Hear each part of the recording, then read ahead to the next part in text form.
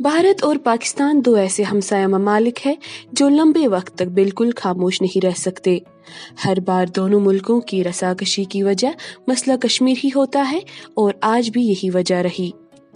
17 जून को भारत के वजीर खारजा के तर्जुमान अरिंदम बागची ने दो टोक लफ्जों में बताया कि कश्मीर भारत का अंदरूनी मामला है और इस हकीकत को कोई नहीं झुटला सकता।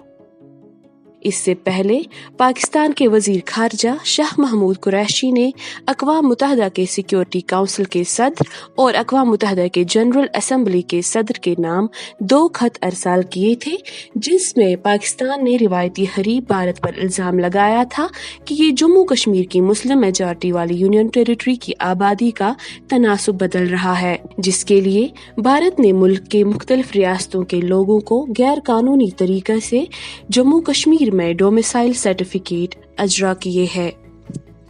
खत में उन्होंने मजीद लिखा था कि अक़वाम मुत्तहिदा भारत पर दबाव डालकर उसे 5 अगस्त 2019 को लिए गए फैसले को वापस लेने के लिए मजबूर करे और जम्मू कश्मीर को वापस रियासती दर्जा दिया जाए।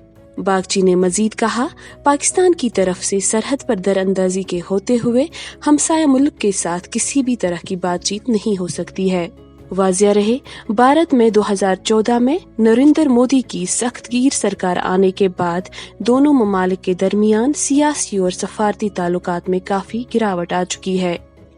ताहम 26 फरवरी 2021 को दोनों मुल्कों ने एक समझौते के तहत लाइन ऑफ कंट्रोल पर सीज फायर को बरकरार रखने का फैसला किया, जिससे सरहद के दोनों अतराफ रहने वाले लोगों ने चैन की सांस ली और तजिया निगार इसे एक अहम पेशरफ्त मानते थे। ब्यूरो रिपोर्ट, खबर उर्दू।